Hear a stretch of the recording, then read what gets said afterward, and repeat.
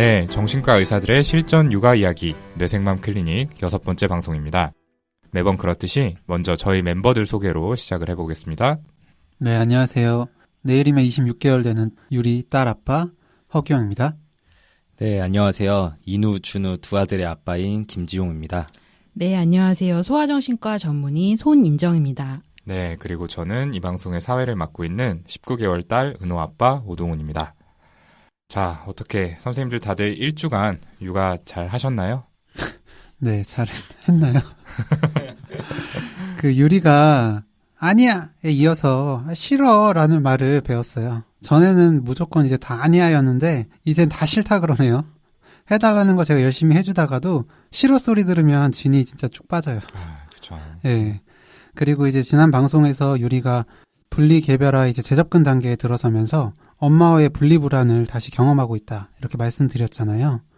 와이프가 친구 만나러 간다고 이제 저랑 유리랑 이렇게 둘이 있을 기회가 있었는데 예전에는 저하고만 있어도 잘 놀았어요. 뭐 또 놀이터 가자고 하면 또 바로바로 따라 나오고 그랬는데 그때는 진짜 한 30분 이상 계속 엄마 보여달라면서 어떻게 해도 계속 우는 거예요. 진짜 저도 진짜 울고 싶었네요. 아, 진짜 고생하셨네요. 이렇게 애들이 좀 의사가 확실해지면서 더 힘들어지는 점이 있는 것 같아요. 이제 저희 애는 아침에 그렇게 짜증을 많이 내거든요. 이제 누가 잠을 깨운 것도 아닌데 혼자 일찍 일어나서 뭐 이거 해라 저거 해라 뭐 이렇게 요구를 하는데 이제 사실 저희는 이제 잠결이기 때문에 잘 못 알아들을 때가 있잖아요. 아니면 이제 깨 있더라도 다른 일을 하느라 원하는 거를 바로바로 해주지 못할 때가 있는데 그러면은 바로 소리를 질러요. 아니야! 이거 아니야! 아니야! 근데 저희 애가 울림통이 좀 큰 것 같아요. 그래서 한번 울거나 소리를 지르면은 막 집안 전체가 울리거든요. 이제 그러면 저도 속이 부글부글 이제 하기 시작하죠. 이제 애가 잠이 덜 깨서 그렇겠지 하고 이제 참자 하기는 하는데 가끔은 욱해서 야단을 칠 때도 있어요. 저는 저희 두 번째 방송에 나왔던 이야기 있잖아요. 그 애들 둘이 장난감 가지고 싸울 때 스티커 붙여서 서로 구분할 수 있게 하라는 손인정 선생님 조언을 듣고 네네. 그때 들으면서 와 이거다. 이게 우리 집에 해야 되는 거구나. 이러고 생각해서 와이프랑 집에서 한번 해봤는데 완전 망했어요. 일단 둘째는 뭐 스티커가 뭐가 붙어있던 간에 다 덤벼들고 첫째는 아유 원래 다 내 건데 왜 스티커를 붙이냐. 이거 파란색은 인우 거고 빨간색은 준우 거야. 이러니까 아니야 스티커 떼 다 내 거야 이러는데 손인 선생님 이거 어떻게 된 겁니까? 저 같은 청취자분이 더 계실까봐 약간 있으셨구나. 불안하긴 한데요. 네.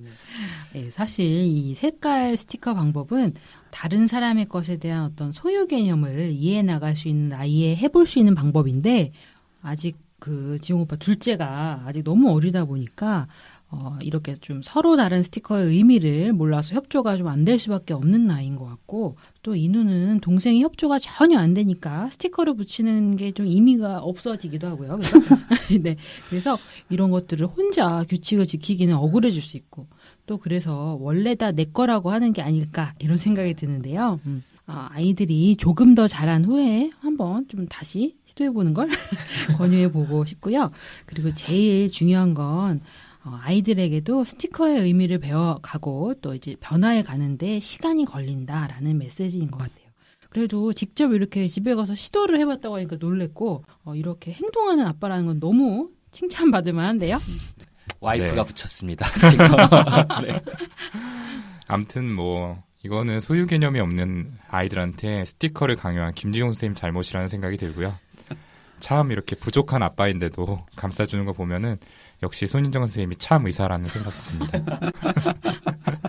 아무튼 뭐 사담은 이 정도로 짧게 끝내고 오늘의 사연으로 바로 넘어가 보도록 하겠습니다. 손인정 선생님 오늘은 어떤 육아 고민이 사연으로 왔을지 소개 부탁드릴게요. 네, 사연 소개해드릴게요. 저는 18개월 아들이 있고 둘째 임신 17주째인 임산부입니다. 한 번 유산으로 인해 회사를 그만두면서 첫째를 바로 임신하게 되었고요. 양가 부모님은 모두 일을 하고 계셔서 도움을 받을 수 있는 상황이 안 됩니다. 신랑은 출퇴근 4시간, 집에 빨리 와도 저녁 10시 이후가 되다 보니 독박 육아를 하고 있는데요. 신랑은 평일에 자도 5시간 이상 자기가 힘들어서 주말이면 피곤할 텐데 저 조금 더 자라고 아침밥 먹이고 아이하고 놀아줍니다. 얼음 빨래는 한 주에 한 번 돌려도 되는 만큼 얼음 빨래와 쓰레기, 분리수거 버리는 것을 신랑이 맡아 할 정도로 잘하고요. 평일 늦은 시간 퇴근 이후에도 30분 이상 아이하고 놀아주고 자정이 넘어 잡니다. 그런데 저는 왜 이렇게 힘들기만 할까요? 요즘 생각이 많아집니다. 계획된 임신이었음에도 불구하고 내가 아이를 싫어했었나 의문도 갖게 되고 모성애가 없다는 생각도 들기도 하고 엄마 자격 없다는 생각을 많이 가지게 됩니다. 둘째를 갖고 나서 감정 기복이 엄청 심해졌습니다. 하루는 당연한 걸 그래 예쁜 말만 골라 하면서 잘 놀아주는 날이 있는 반면 하루는 큰 아이를 대하는 것처럼 아침부터 짜증과 등짝을 몇 번이고 때리는 날이 있습니다. 왜 그런지 모르겠지만 둘째 임신 후 불면증이 생겼고 새벽에는 4-5시간 정도 잠을 청하며 어느 날은 자려고 노력해도 아침까지 잠을 못 자고 일어날 때가 있습니다. 잠을 이기지 못해 낮에 잠깐 누워있다 보면 잠이 들곤 하는데요. 누워있으면 아들이 머리에 올라가 뭉개고 잡아당기고 머리 한 움큼이 빠져서 어느 날은 너무 아파서 아이 등짝을 여러 번 때려가면서 정신 나간 여자처럼 소리를 고래고래 지르기도 하고 어느 날은 아파도 참고 잠이 들어 정신 차리고 나면 아들내미가 제 머리 쪽에서 잠들어 있습니다. 아들을 똑바로 눕히고 얼마나 잤는지 시계를 보면 10분 내로 저는 오래 자지도 못하고 금방 깨버리는데요. 피곤해도 충분한 수면을 취하지 못하다 보니 피곤함은 몰려오고 아이에게 또다시 짜증을 내고 있는 제 모습을 보게 됩니다. 엄마가 아침부터 짜증내는 날이면 아이도 하루 종일 불안해서 저 밥도 못 먹게 하고 화장실 가지도 못하게 하고 옆에 조금만 떨어지면 계속 안아달라고 보챕니다. 임신 사실을 알고 나서 계획에 없던 어린이집을 알아보니 국공립은 바라지도 않고 민간은 보내려고 해도 주위에 없고 가정 어린이집 3군데를 알아보니 하나같이 둘째 출생신고하고 나서 기다리셔야 할 것 같다라고 하더군요. 맞벌이가 우선이다 보니 둘째를 출산하고 출생신고하더라도 20번 전후로 되는 현실. 임신기간 지금도 첫째에게 미안하면서도 마음처럼 안 되는데 둘째 출산하고 2 아이를 혼자 케어하려고 하다 보면 어떻게 될지 말로만 듣던 산후 우울증이 나에게 오는 건 아닌지 조금 걱정됩니다. 아, 네. 정말 사연 잘 들어봤습니다. 참 마음이 많이 아픈데요. 이 스스로도 아이에게 짜증을 내기 싫은데 순간적으로 짜증나고 또 난 후에 드는 죄책감 때문에 더욱 힘들어 하시는 것 같다는 생각이 들었어요. 네. 아, 그러게요. 진짜 저렇게 밤새 불면에 시달리시고 그런데 아침부터 밤까지 또 독박 육아를 해야 하고 게다가 또 임산부의 몸으로 하시는 거니까 뭐 얼마나 힘드시겠어요. 몸이 힘들면 마음의 여유도 줄어들 수밖에 없잖아요. 전에 방송에서 저도 얘기한 적이 있는 것 같은데 저도 몸이 건강할 때는 아이가 안아달라 그러면 뭐 웃으면서 다 받아주다가도 허리 디스크 때문에 아침부터 아픈 날은 정말 그러면 안 되지만 짜증을 참을 수가 없더라고요. 네. 물론 아이는 그 상황을 이해하지 못하니까 제가 짜증을 내면은 자기도 불안해져서 더 안아달라 그러고 그래서 이런 사연자분의 상황이 머릿속에 그려지시면서 너무 안타까웠어요. 그리고 또 밤에 불면증 때문에 못 주무실 때는 얼마나 사실 불안하고 힘드실까요? 온갖 생각이 들면서 내일은 또 어쩌지 막 이런 걱정에 시달리실 거고 잠이라도 푹 자야 힘을 내서 아기를 볼 수 있는데 많이 안타까웠습니다. 네, 그러니까요. 정말 힘드시겠어요. 이제 저도 잠 잘 못 잘 때면은 아이가 옆에서 이렇게 놀아달라고 보채도 유리 아빠 조금만 잘게 이러면서 들어 누워 있을 때가 있거든요. 그렇죠. 네. 그리고 제 와이프가 그 임신하면서 이제 하지불안 증후군 때문에 잠을 못 자고 지금도 이제 출산한 뒤인데도 좀 아이 때문에 못 잘 때가 많아요. 그래서 밤기가 어두운 저와는 좀 달라서 아이가 조금만 소리를 내도 깨는데 그러다 보니까 너무 피곤하고 힘들어서 결국 일도 좀 줄였거든요. 저희는 아이가 하나인데도 이렇게 힘든데 지금 이제 임신하신 상태에서 이제 아이 키우는 게 정말 힘드실 것 같고 좀 남일 같지 않게 좀 느껴졌습니다. 네, 힘에 부치시면 고래고래 소리를 지르고 또 때리고 후회하고 우울해지고 이런 악순환이 반복되네요. 사연 속의 어머니가 너무 안타깝다는 그런 마음이 들어요. 네.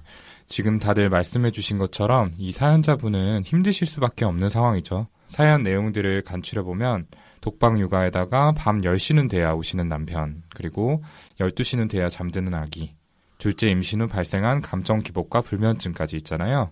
이 중 하나만 있어도 힘들 것 같은데 이것들이 동시에 있는 상황이 힘들지 않다면 그게 더 이상할 것 같아요. 그런데 저희가 그동안은 아이들의 문제에 대해서만 이야기를 나눴었는데 이번에는 좀 다르죠. 일단은 사연자분께서 어떤 상태이신 건지, 어떤 문제를 가지고 계신 건지에 대해서 이야기를 해보면 좋을 것 같아요. 네, 저는 육아 경험은 없지만 지금 동훈이가 쭉 얘기한 상황들을 머릿속으로 상상만 해봐도 정말 힘들 것 같아요. 사실 저희 진료 볼 때면 불면증 하나만으로 찾아오시는 분도 너무너무 힘들어 하시잖아요. 네, 네. 맞아요. 네, 잠이라도 푹 주무셔야 기분을 회복하고 또 아침에 상쾌하게 일어나서 육아를 시작하실 수 있으실 텐데 참 걱정이네요. 얼마나 피곤하시면 첫째가 머리에 올라가 잡아당기고 하는데도 모르고 주무시겠나 이런 생각이 들고요. 사연자분처럼 지내면 금세 번아웃이 될 것 같다는 이런 걱정도 좀 되네요. 네, 그렇죠. 저도 사연 들으면서 이분 번아웃 증후군은 아니실까 하는 생각이 들기도 했는데요. 이제 뭐 신체적, 정신적 스트레스가 계속 쌓여서 무기력증이나 심한 불안, 자기 혐오, 분노, 의욕 상실 등의 이런 증상들이 몰려오는 걸 말하는데요. 특징적으로 수면이 질이 나빠지고 성격이 변한 것처럼 짜증이 늘어나기도 하죠. 그런데 이렇게 짜증이 많이 나고 무기력하고 잠도 잘 못 자는 것들이 사실 우울증의 증상들일 가능성도 있어요. 특히 이제 저희가 사연에서 소개해드리진 못했지만 굉장히 좀 부정적 사고도 이제 써주셨었거든요. 그런 것들을 보면 또 우울증일 가능성이 높다 이런 생각들도 좀 했었고요. 실제로 90% 정도는 번아웃 증후군과 우울증의 진단이 겹친다고도 하고요. 그 두 가지를 구분하는 중요한 차이가 번아웃 증후군은 어쨌든 증상을 일으킨 원인이 뚜렷하게 있다는 거고 이 부분이 해결되면 증상도 나아질 수 있다는 의미이긴 한데요. 근데 이분 같은 경우에 그 원인이라는 육아가 중단될 수가 없는 거잖아요. 그리고 또 점차 만삭이 되면서 더 힘들어질 테니까 앞날이 깜깜하게만 느껴져서 더 힘드실 것 같습니다. 그러니까요. 진짜 어린이집이라도 가면은 문제의 많은 부분이 해결될 것 같다는 생각이 드는데 그것도 쉽지가 않으니까 제가 이제 직장을 쉬면서 육아만 한 기간이 있었는데 이게 진짜 농담이 아니고 직장이 그립더라고요. 네. 정말로. 휴일만 돼도 그런데요. 퇴근한 후에 짧게 아이 볼 때도 힘들다고는 느꼈는데 정말 쉬는 시간 없이 쭉 아이를 보니까 완전히 다른 개념이에요. 저도 이 사연자분의 번아웃된 상태 그리고 여러 부정적인 생각까지 떠오르는 모습들에서 우울증에 걸리신 게 아닌가 생각이 들었어요. 이분이 이제 사연 막판에 산후 우울증에 걸리면 어떻게 될까 이런 걱정을 하셨다고 하는데 지금 상태도 정말 우울증일 수 있겠다. 흔히들 우울증이라고 생각하면은 굉장히 우울한 감정만 생각을 하시는데 기분이 꼭 우울한 것뿐만 아니라 짜증이 많이 늘어나는 형태의 우울증도 있거든요. 네, 많죠. 네. 그리고 또한 사연자분께서 둘째를 가지신 후에 감정 기복과 불면이 시작되었다고 하셨잖아요. 임신을 하게 되면은 이 체내의 호르몬 체계에 급격한 변화가 생기게 되고 그런 변화들에다가 스트레스까지 겹쳐지면 기존의 우울증에 걸린 적이 없던 분들에게서도 임신 중 우울증이 발생할 수가 있어요. 네, 맞아요. 이게 저희가 직접 면담하면서 질문을 드릴 수 있는 게 아니고 사연글에 의지해서 추측을 하는 것이다 보니까 확실하게 진단을 내릴 수는 없지만 저도 김종훈 선생님 말씀하신 것처럼 임신 중 우울증의 가능성이 꽤 있다고 봐요. 임신이란 내 몸 안에 생명체가 하나 더 자라고 있는 거니까 당연히 그 이전과 달리 엄청난 호르몬 변화가 신체에 생기게 되고 이런 것들이 기분에 영향을 줄 수 있죠. 근데 따로 언급을 안 하신 거 보면 아마도 첫째 때는 이런 임신성 우울증이 없으셨던 것 같아서 오로지 이 호르몬의 변화에 의해서만 발생한 거라기보다는 이 힘든 육아 과정에서 받는 스트레스까지 두 가지가 합쳐져서 우울증이 생겼다고 보는 게 맞을 것 같아요. 네. 네, 지금의 이 어머님 상태는 혼자서 이렇게 참고 견디고 헤쳐나갈 수 있는 수준을 많이 넘어섰다고 생각이 되고요. 그래서 이렇게 우울증으로 인해서 감정 기복이 심해지고 화를 참기 어렵다 보니까 갑자기 아이를 때리게 되는 충동적인 행동을 또 원치 않게 하시게 되는 아이에게도 어머니에게도 좀 위급한 상황이다. 이렇게 좀 생각에 걱정이 됩니다. 네. 저희가 지금 우울증 가능성에 대해서 좀 얘기를 했는데 또 가능성이 있을 수 있다고 생각이 드는 게 1차적으로 우울증이 먼저 발생한 게 아니라 이제 먼저 생긴 불면증에 의해서 2차적으로 짜증 그리고 감정 기복 등이 생긴 것일 수도 있겠다는 생각이 들어요. 사람이 잠을 못 자게 되면 예민해질 수밖에 없잖아요. 게다가 사연 내용을 보면 진짜 밤새 한숨도 못 주무실 정도로 불면증 정도가 심하신 것 같고 게다가 또 임신 후에 생긴 불면증이니까 허규영 선생님이 아까 언급하기도 했던 하지불안 증후군 등에 의한 그런 가능성도 저희가 살펴봐야 될 것 같아요. 그렇죠. 네, 철결핍성 빈혈에 의해서 그런 것들이 발생할 수도 있고 그럴 경우에는 철분 교정을 통해서 불면이 손쉽게 해결될 수도 있는 거잖아요. 네, 맞습니다. 이렇게 여러 가지 원인이 있을 수 있으니까 이것들을 잘 파악하고 들여다보는 과정이 정말 중요하다. 이렇게 말씀을 드릴 수 있겠는데요. 이제 저희가 육아 방법에 대해서만 이야기하던 평소의 뇌생맘 클리닉 방송과 달리 이번 방송에서는 너무 힘든 상태의 사연자분의 추정 진단, 또 우울증, 불면증 이런 것들을 얘기를 하고 있는데 당연히 추정 진단만 말씀드리고 끝내는 게 아니라 치료 방법에 대해서도 말씀을 드려야겠죠. 그런데 임산부 분들의 치료는 저희 정신과 의사들한테도 좀 부담스럽고 힘든 일이잖아요. 이제 우울증 치료에 있어서 주된 무기가 약물인데 이 약물에 있어서 아무래도 좀 제한이 있을 수밖에 없으니까 그런 부분이 있죠. 네. 폐중의 아기도 약물의 영향을 당연히 받기 때문에 약물 사용이 많이 제한되죠. 그렇기 때문에 임산부께는 약물 치료보다는 면담 치료, 상담 치료, 그리고 이제 광치료 등 이런 비약물적인 치료를 먼저 시도해 보게 돼요. 하지만 그럼에도 불구하고 증상이 악화될 경우에 리스크가 낮다고 알려져 있는 약물들을 조심스럽게 사용하게 되는데요. 심한 우울증의 경우에 어머니도 위험할 수 있지만 계속 잘 못 자고 잘 못 먹고 심한 스트레스를 받을 경우에 뱃속에 있는 아이에게도 안 좋은 영향을 미칠 수 있거든요. 약으로 인해서 안 좋은 영향을 받을 위험성보다 어머니의 우울증이 뱃속 아기에 미칠 악영향이 훨씬 더 크다라고 판단이 되면 그때는 조심스럽게 약물 치료를 해야 되죠. 우선적으로는 정신과에서 면담과 양육 상담을 받으셨으면 좋겠고 그것만으로도 회복이 될 수 있지만 효과가 부족하다면 주치의 선생님께서 약물 치료를 고려하실 수도 있을 것 같네요.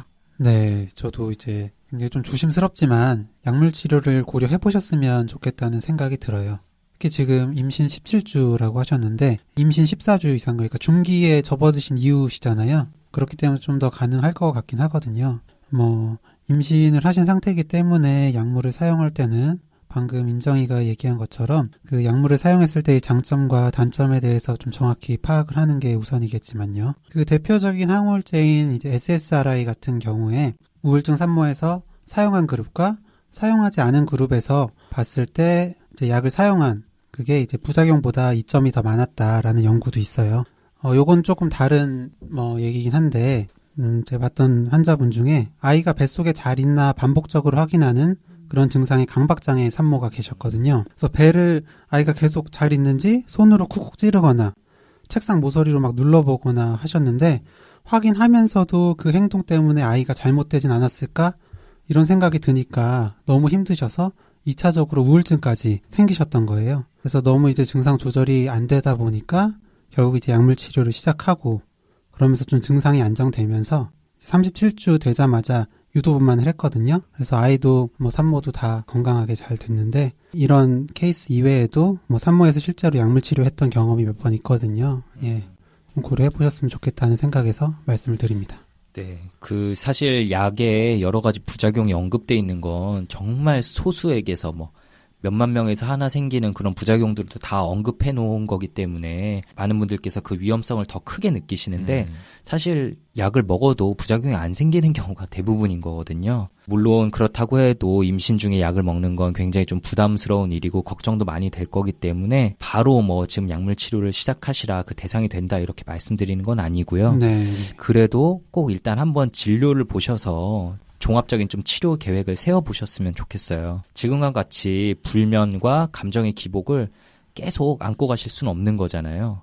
그래서 뭐 정신과에 처음 찾아가는 게 당연히 뭐 쉬운 선택은 아니겠지만 치료를 통해서 조금이라도 편해진다면 이제 사연 주신 분뿐 아니라 첫째하고 이제 뱃속의 둘째 모두에게 좋은 일일 테니까요.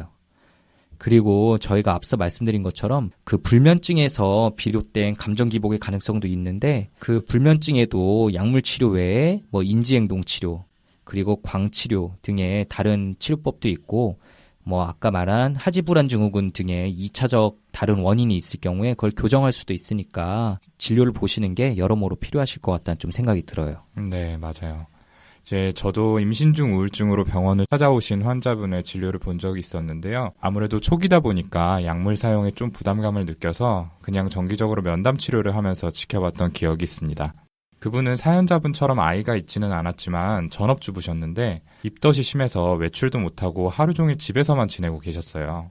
근데 사실 처음 임신을 하게 되면은 한 번도 경험하지 못한 신체적인 변화를 많이 겪게 되잖아요. 뭐 입덧도 그렇고 몸이 무거워지기도 하고 어쩌다가 이제 피가 비치는 일까지 있으면은 이게 괜찮은 걸까 굉장히 불안해지기도 하고 이렇게 사소한 변화에도 굉장히 예민해지는 경우가 흔한데요. 그런데 이분은 그런 힘든 점을 어디다 이야기할 때가 마땅치가 않은 거예요. 주변에 임신을 겪어본 친구도 없고 남편은 이 사연자분처럼 굉장히 바쁜 분이었고 친정 어머니는 뭐 그런 걸로 그러냐 이렇게 대수롭지 않게 반응을 하고 나가서 스트레스를 풀고 싶은데 현실은 하루 종일 집에 갇혀 있어야 되는 그런 상황이었죠. 그래서 제가 한 일은 그냥 면담 시간마다 그분의 힘든 점을 들어주고 공감해주고 그런 것들이었거든요. 정확한 거는 진료를 받아보셔야 알 수 있겠지만 어쩌면 사연자분께서도 지금의 임신과 첫째 아이에 대한 미안함 이런 것들 때문에 힘든 마음을 누군가한테 털어놓고 위로받는 게 가장 필요한 거 아닌가 이런 생각이 듭니다. 네. 예, 정신과에 방문한다고 해서 무조건 약을 쓰는 건 아니니까 일단은 진료를 한번 받아보시라 이런 말씀을 드리고 싶습니다. 아, 좋은 말씀이시네요. 갑자기. 네. 네. 그리고 이제 현재 생활 패턴의 문제점들을 찾아서 해결하는 것도 이제 우울증 회복에 좀 중요하죠. 지금 주된 스트레스 상황은 대부분 양육에서 오는 것들인데 지금 사연자분께 그 양육 방법에 대해서 드릴 수 있는 조언은 어떤 게 있을까요, 손은정 선생님? 네, 우선 이 사연을 저도 듣다 보니까요, 좀 생각을 하게 되는데, 이렇게 늦은 시간에 퇴근해서라도 매일 30분씩, 그죠? 예, 이렇게 놀아주신다는 아버지가, 정말 대단하다는 생각이 들었어요. 저는 네. 5시 반에 퇴근해도 집에 가면 뻗을 때가 있거든요. 그렇죠. 네, 아버지 입장에서 노력하고 계시는 거죠. 그렇죠. 그런데 한편으로는 아이가 자정 넘어서까지 재미있게 놀면서 각성이 이렇게 되다 보면은 아이의 밤 수면에 이렇게 좀 방해가 될 수 있거든요. 예. 그래서 아이를 늦게 재우다 보면 어머니도 또 아버지도 또 힘들어질 수가 있을 것 같아요. 저도 참 아버지께서 대단하시다, 좋은 분이다라는 생각이 들었었고요. 아이 나이에 맞는 수면 시간, 그리고 수면 패턴을 습관화해 주는 게 되게 어렵지만 중요한 거잖아요. 근데 저도 솔직히 애가 몇 살 때쯤엔 몇 시에 자는 게 좋다, 이런 거를 잘 몰라요, 정신과 의사인데. 그래서 지금 여기 있는 2명을 포함한 뭐 제 주위의 정신과 친구들을 봐도 모두 다 집에서 아기들 자는 시간이 다르더라고요. 그래서 뭐 잠드는 시간대나 뭐 수면의 길이 이런 것 같은 것도 뭐 정답이랄 게 있나요? 네, 맞는데요. 이제 이런 아이의 체질에 따라서 사실 적당한 수면 시간 차이가 좀 있을 수 있기는 하고요. 어렸을 때부터 잠을 5-6시간밖에 안 잤고 어른이 되어서도 4-5시간만 자도 쌩쌩한, 제가 아주 좀 부러워하는 그런 수면 체질을 가진 분들이 있는가 하면 저처럼 8시간은 자야 피로가 풀리는 체질도 있거든요. 아, 다 그런 게 아니에요? 네. 여기는 다 그런 것 같아요. 여기는 그런 것 같은데. 네. 네, 그래서 지금 아이에게 필요한 건 규칙적인 수면 습관을 배워들게 해주는 거라고 생각이 되고요. 이 18개월 무렵 아이들에게 적당한 수면 시간은 밤잠은 11시간 내외, 그다음에 낮잠은 하루 한 번 2시간 내외 이 정도라고 이제 생각이 되고요. 그리고 규칙적인 시간에 잠들도록 일정 시간에 눕도록 하는 연습을 해나가시는 걸 권유해드립니다. 밤잠의 경우에 늦어도 밤 10시 전에는 눕도록 해주시고요. 조곤조곤 책을 읽어주신다거나 자장가를 불러주시는 방법을 시도해보시면 좋겠어요. 반면에 자기 전에 아이와 또랑또랑한 대화를 너무 많이 나누는 거는 뇌의 각성을 불러올 수 있다는 것도 함께 말씀드립니다. 네. 규칙적으로 자는 게 가장 중요하고 개인차는 있지만 그래도 밤 10시 전에는 자는 게 좋다는 거군요. 저도 막 애가 10시 넘어가는데도 막 쌩쌩해 있고 진짜 각성된 상태로 흥분해 있고 이럴 땐 정말 난감하더라고요. 제 조카가 예전에는 밤만 되면 얼음물을 달라 그러길래 제가 왜 그러지? 이러면서 유심히 봤더니 더 놀려고 잠을 깨려고 그러는 거더라고요. 남다르네요. 네. 제 천재인데 막 이 생각을 했었는데 근데 저희 밤에 뭐 뇌부자들 녹음 준비 때문에 사실 밤 10시, 11시 넘어서 저희가 그룹 콜을 할 때가 있잖아요. 네. 11시 이후에 많이. 네, 그럴 때 보면 저희가 다 애기 재우고 하는 건데 보면은 보통 동훈이네 집에서 아기가 항상 깨어 있더라고요. 증거가 네. 나네요. 애기 울고 있고 막. 네, 그 증거고 애기 나이 들어서까지 보존해두고 싶네요. 아무튼 요새는 그나마 좀 자는데 한동안 고생을 많이 했어요. 이제 뭐 잠은 일찍 들기는 드는데 얼마 못 자고 깨가지고 다시 놀기 시작하는데요. 한동안은 이제 새벽 2시에 깨서 5시까지 계속 놀았거든요. 그럴 때 이제 옆에 와. 제가 같이 있긴 하는데 이제 정말 정신이 혼미한 상태에서 그래 애가 뭐 하는지도 모르고 그렇게 시간을 보냈던 기억이 있습니다. 그게 결혼 전에 오동호 선생님이 그 시간에 놀았기 때문에 아이도 귀신같이 알고. 천벌을 받는 건가요? 유전자가 이런 식으로 또 힘을 발휘하는. 네. 네. 이게 지금 어떻게 표정 진짜 놀랐어요. 네. 여기가 모함 타이밍이 아닐 거라고 생각했는데 저는 공감과 동정을 기대하고 있었는데 힘들 것 같긴 해요. 생각도 못했네요. 그런 반응은. 아무튼 뭐 저희뿐만 아니라 많은 부모님들이 이 잠 문제 때문에 고생을 하고 계실 것 같은데 이 아기 수면이 참 쉽지 않은 문제인 것 같아요. 그러고 보니까 이번에 저희가 이 6화 방송을 준비를 끝낼 무렵쯤에 이 사연 메일을 통해서 수면 교육에 대해서 여쭤보신 분이 한 분 계셨습니다. 이제 수면에 대한 얘기가 나온 김에 같이 간단하게 좀 답해드리는 게 좋을 것 같은데요. 방송 말미라 사연을 다 소개하기는 힘들고 간단히 내용을 요약해서 좀 소개해드릴게요.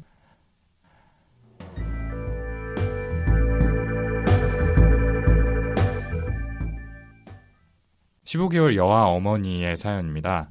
아기가 통잠을 자지 않아서 많이 힘들다. 이렇게 사연을 주셨어요. 돌 때까지는 엄마 아빠와 한 방에 있는 아기 범퍼 침대에서 따로 재웠는데 그때까진 아이가 새벽에 깨도 혼자 다시 자곤 하다가 돌 무렵에 돌발진으로 크게 아파서 일주 정도 함께 자고 난 이후로는 혼자 안 자려고 하고 또 범퍼 침대에서 나와서 같이 자려고 해서 이제는 아예 처음부터 같이 잔다고 하십니다. 이제 30분 이상 꼼지락거리다 잠들 때도 있고 보통은 새벽에 2-3번 정도 깬다고 하고요.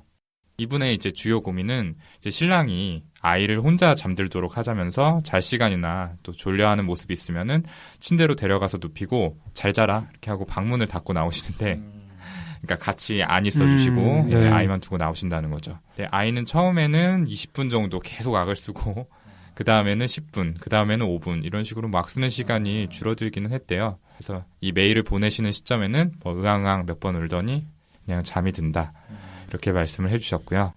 근데 이 사연을 보내주신 어머님께서는 어두운 방에 아이를 혼자 두고 문을 닫고 나온다는 게 굉장히 아이에게 힘든 시간이 되지 않을까 이렇게 좀 걱정이 되셨나 봐요. 그래서 반대를 했고 지금 이제 신랑 말을 따라서 그렇게 하고는 있지만 여전히 찜찜하다. 이렇게 재워도 되는 거냐. 그리고 또 낮잠은 어떻게 해야 되는 거냐. 이런 점들에 대해서 여쭤봐 주셨네요. 자, 이 질문에 대해서 좀 어떻게 답을 드릴 수 있을까요? 답이 될지 모르겠지만 일단 저희 아이랑 좀 비슷한 부분이 많다 이런 생각이 들었고요. 지난 방송에서도 말씀을 드렸었는데 유리도 돌 때까지는 저희랑 같이 자다가 이후로는 다른 방에서 재웠어요. 잘 때도 잘 자 인사하고 모빌 음악 틀어주면 혼자서도 잘 잤었는데 여기 사연자분 애기처럼 한번 감기로 이제 고열이 났던 영향인지 아니면 이제 분리개별화 제접근 단계라 그런 건지 이젠 혼자 안 자려고 그래요. 그래서 지금은 와이프가 옆에서 잘 때까지 같이 있어주다가 나오거든요.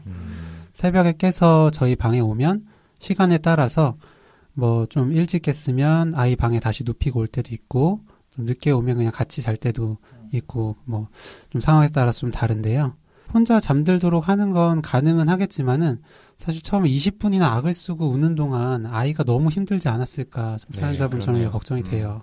이게 적응이 됐던 건지 아니면 사실 내가 뭘 해도 안 된다는 그런 학습된 무기력감인지 모르겠지만 뭐 지금은 좀 나아졌다고 하시니까 다행이긴 하지만요. 네, 정말 수면 문제는 많은 부모님들이 고민하고 계시네요.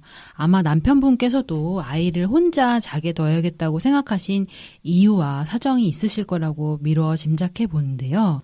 지금은 아이가 조금 적응이 된 것 같긴 한데 초반에 혼자 재우신 때에는 15개월밖에 안 된 아이가 힘들긴 했을 것 같아요. 지난 4화에서 말씀드렸던 것처럼 2돌 무렵의 아이들을 억지로 혼자 재우려고 고생하시는 것보다 부모가 옆에서 함께 자면서 안정감을 충분히 가지도록 하시는 것이 더 중요하고요.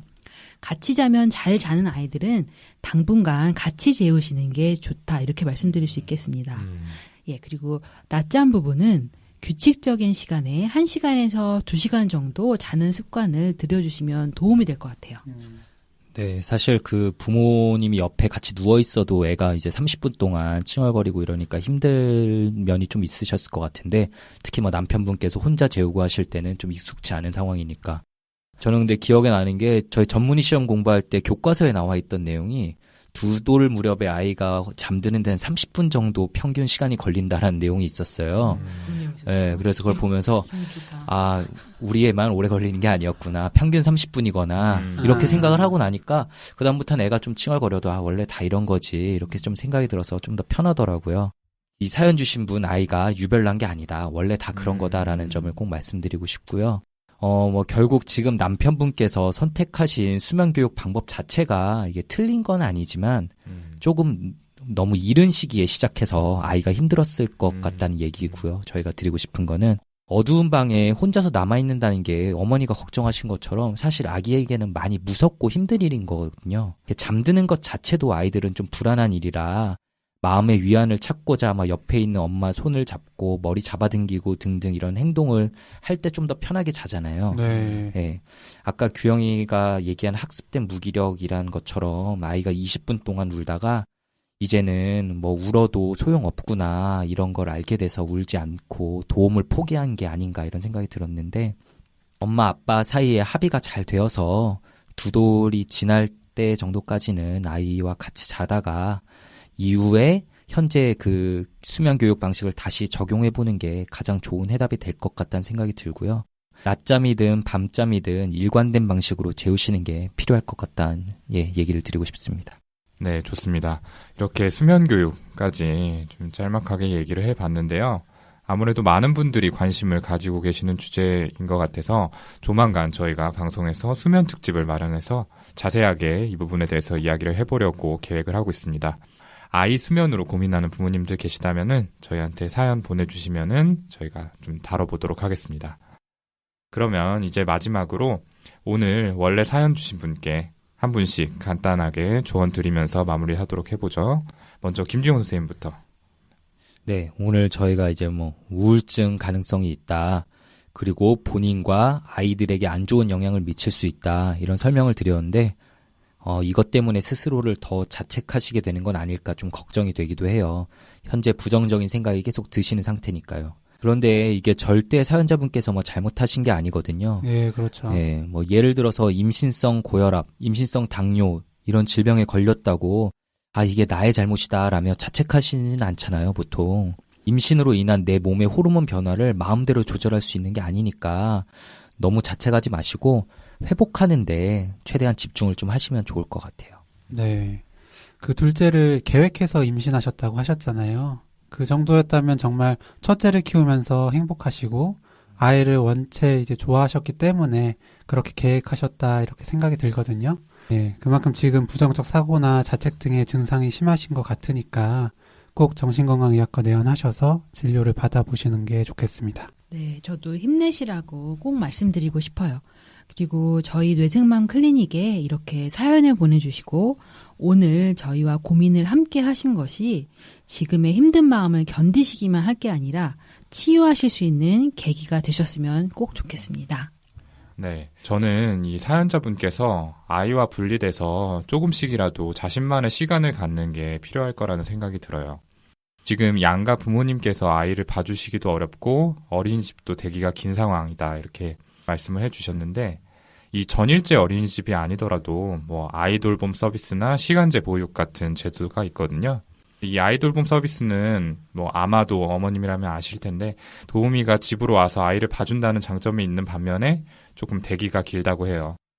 반면에 시간제 보육은 이제 근처 어린이집에 일정한 금액을 내고 원하는 시간만큼 아이를 맡기는 건데요. 이 맞벌이가 아니신 경우에는 월 40시간까지는 시간당 2,000원의 이용이 가능하다고 합니다. 뭐 이 경우에는 특별히 대기해야 되는 건 아니고 가격도 저렴한 편이니까 한 번씩 아이를 맡기는 거를 좀 고려해 보시면 좋겠어요. 그래서 그 시간 동안에는 혼자서 쇼핑도 하시고 또 카페도 가시고 이렇게 리프레시를 좀 하시는 거죠. 하다못해 뭐 집에서 좀 편안하게 잠을 잘 수도 있고요. 그래야 사연자분께서도 이렇게 아이에게 좀 더 애정을 많이 표현할 수 있는 심리적인 여유가 생기실 거라는 생각이 듭니다. 그리고 마지막으로 앞서 김지훈 선생님, 다른 선생님들도 마찬가지로 말씀해 주신 것처럼 임신 중의 우울은 누구에게나 찾아올 수 있는 것이니만큼 사연자분께서 스스로를 막 부족한 엄마다 이렇게 자책하시지 않으셨으면 좋겠어요. 오늘 이렇게 많은 분들께서 궁금해하실 수 있는 주제에 대해서 얘기하실 수 있게 남겨주신 사연자분께 다시 한번 감사하다는 말씀을 드리고요. 저희는 앞으로도 많은 부모님들과 육아에 대한 고민을 함께 나누고 싶습니다. 그런 의미에서 사연 보내주실 메일 주소 한 번 더 소개해 드릴게요. brainformam@gmail.com입니다. brain 숫자 4 mom@gmail.com이고요. 그러면 저희는 6번째 방송 여기서 마무리 짓고 다음 시간에 더욱 유익하고 의미 있는 이야기를 들고 다시 찾아뵙도록 하겠습니다. 감사합니다. 감사합니다.